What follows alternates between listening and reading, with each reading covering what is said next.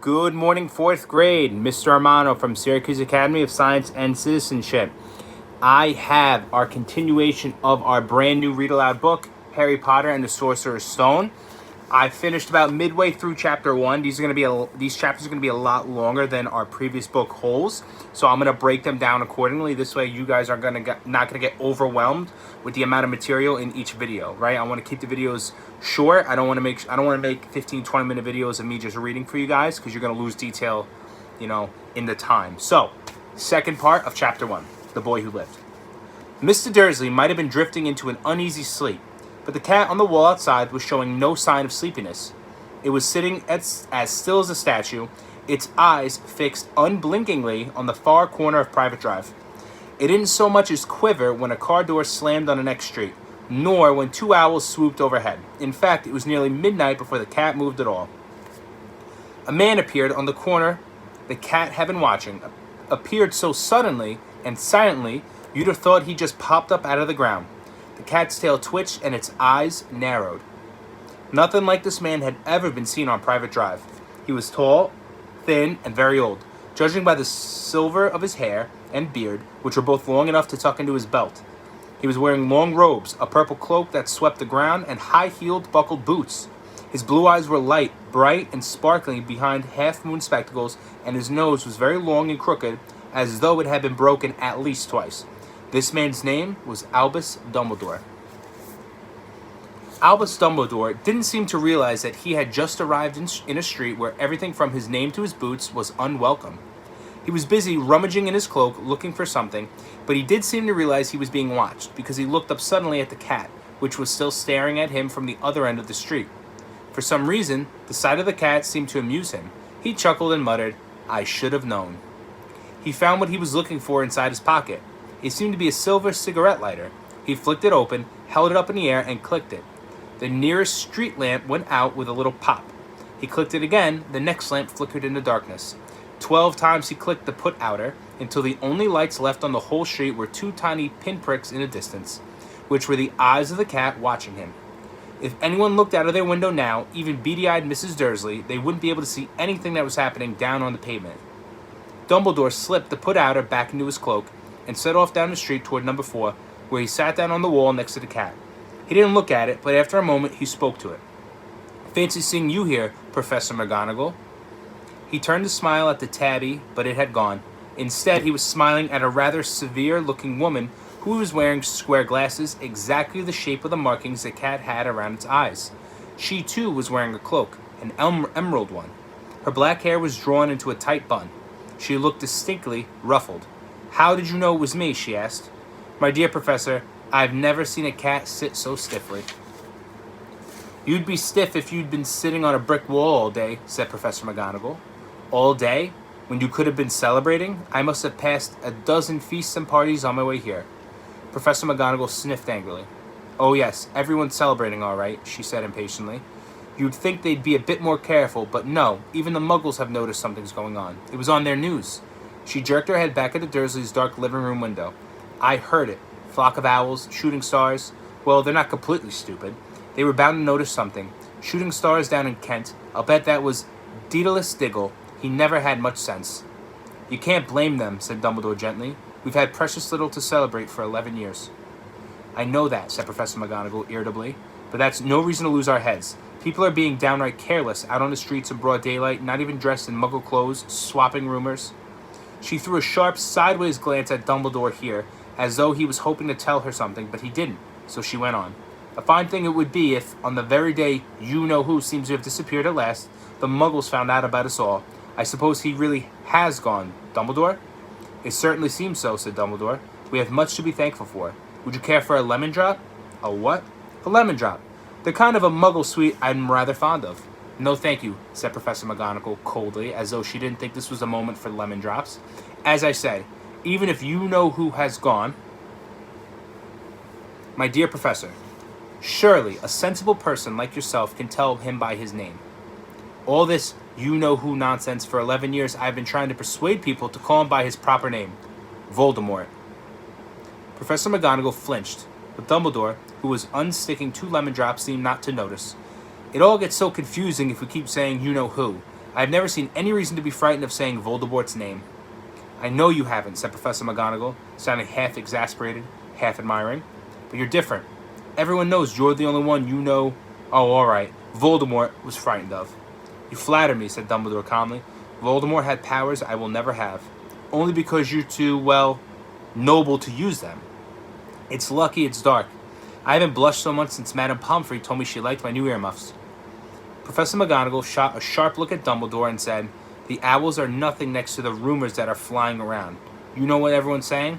About why he's disappeared? About what finally stopped him? It seemed Professor McGonagall had reached a point she was most anxious to discuss.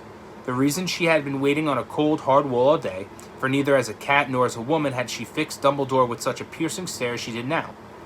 It was plain that, whatever everyone was saying, she was not going to believe it until Dumbledore told her it was true. Dumbledore, however, was choosing another lemon drop and did not answer. What are they saying? She pressed on. Is that last night Voldemort turned up in Godric's Hollow? He went to find the Potters? The rumors that Lily and James Potter are that they're dead. Dumbledore bowed his head. Professor McGonagall gasped. Lily and James, I can't believe it. I didn't want to believe it. Oh, Albus. Dumbledore reached out and patted her on the shoulder. I know, he said heavily. Professor McGonagall's voice trembled as she went on. That's not all. They're saying he tried to kill the Potter's son, Harry, but he couldn't. He couldn't kill that little boy. No one knows why or how, but they're saying that when he couldn't kill Harry Potter, Voldemort's power somehow broke, and that's why he's gone. Dumbledore nodded glumly. It's true? Faltered Professor McGonagall. After all, he's done. All the people he's killed, he couldn't kill a little boy? It's just astounding, of all the things to stop him. But how in the name of heaven did Harry Potter survive? We can only guess, said Dumbledore. We may never know. Professor McGonagall pulled out a lace handkerchief and dabbed her eyes beneath her spectacles. Dumbledore gave a great sniff as he took a golden watch from his pocket and examined it. It was a very odd watch. It had 12 hands, but no numbers. Instead, little planets were moving around the edge. It must have made sense to Dumbledore, though, because he put it back in his pocket and said, Hagrid's late. I suppose it was he who told you I'd be here, by the way. Yes, said Professor McGonagall, and I don't suppose you're going to tell me why you're here, of all places. I've come to bring Harry to his aunt and uncle. They're the only family he has left now. You can't mean the people who live here, cried Professor McGonagall, jumping to her feet and pointing at number 4. Dumbledore, you can't. I've been watching them all day. You couldn't find 2 people who are less like us. And they've got this son. I saw him kicking his mother all the way up the street, screaming for sweets. Harry Potter come and live here?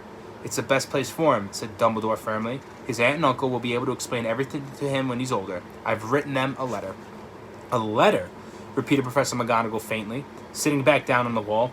Really, Dumbledore? You think you can explain all this in a letter? These people will never understand him. He'll be famous, a legend. I wouldn't be surprised if today was known as Harry Potter Day in the future. There will be books written about Harry. Every child in our world will know his name. Exactly, said Dumbledore, looking very seriously over the top of his half-moon glasses. It would be enough to turn any boy's head. Famous before he can walk and talk? Famous for something he won't even remember? Can't you see how much better off he'll be, growing up away from all that until he's ready to take it? Professor McGonagall opened her mouth, changed her mind, swallowed, and then said, Yes, you're right. You're right, of course. But how is the boy getting here, Dumbledore? She eyed his cloak suddenly as though she thought he might be hiding Harry underneath it. Hagrid's bringing him. You think it wise to trust Hagrid with something as important as this? I would trust Hagrid with my life, said Dumbledore. I'm not saying his heart isn't in the right place, said Professor McGonagall grudgingly, but you can't pretend he's not careless. He does tend to... What was that? A low, rumbling sound had broken the silence around them. It grew steadily louder as they looked up and down the street. For some sign, a huge motorcycle fell out of the air and landed on the road in front of them. If the motorcycle was huge, it was nothing to the man sitting astride it. He was almost twice as tall as a normal man and at least 5 times as wide. He looked simply too big to be allowed and so wild. Long tangles of bushy black hair and beard hid most of his face. He had hands the size of trash can lids, and his feet in their leather boots were like baby dolphins. In his vast muscular arms, he was holding a bundle of blankets. Hagrid, said Dumbledore. At last, and where did you get that motorcycle? Borrowed it, Professor Dumbledore, sir, said the giant, climbing carefully off the motorcycle. Young Sirius Black lent it to me. I've got him, sir. No problems, were there? No, sir. House was almost destroyed, but I got him out all right before the muggles started swarming around. He fell asleep as we was flying over Bristol. Dumbledore and Professor McGonagall bent forward over the bundle of blankets. Inside, just visibly, was a baby boy, fast asleep. Under a tuft of jet black hair over his forehead, they could see a curious-shaped cut, like a lightning bolt. Is that where? Whispered Professor McGonagall. Yes, said Dumbledore. He'll have that scar forever. Couldn't you do something about it, Dumbledore? Even if I could, I wouldn't. Scars can come in handy. I have one myself above my left knee that is the perfect map of London, underground. Well, give him here, Hagrid. We better get this over with. Dumbledore took Harry in his arms and turned toward the Dursley house. Could I say goodbye to him, sir? Asked Hagrid. He bent his great shaggy head over Harry and gave him what must have been a very scratchy, whiskery kiss. Then suddenly, Hagrid let out a howl like a wounded dog. Shh, hissed Professor McGonagall. You'll wake the muggles. Sorry, sobbed Hagrid, taking out a large spotted handkerchief and burying his face in it. But I can't stand it.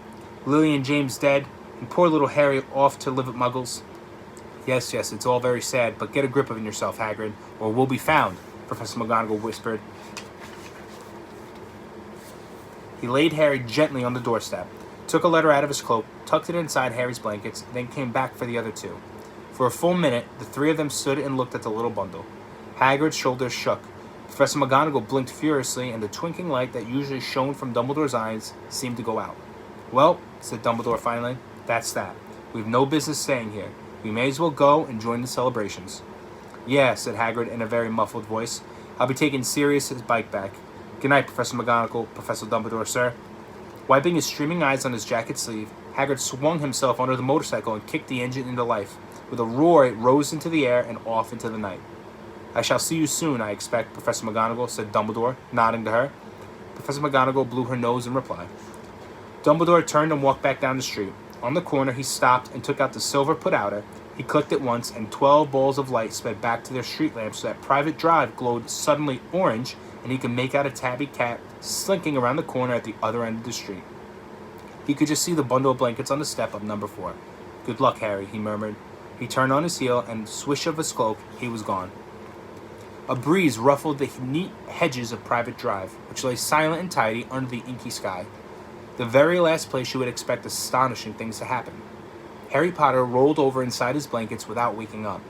One small hand closed on a letter beside him as he slept, not knowing he was special, not knowing he was famous, not knowing he would be woken in a few hours' time by Mrs. Dursley's scream as she opened the front door to put out the milk bottles, not that he would spend the next few weeks being prodded and pinched by his cousin Dudley. He couldn't know that at this very moment, people meeting in secret all over the country were holding up their glasses and saying in hushed voices, to Harry Potter, the boy who lived.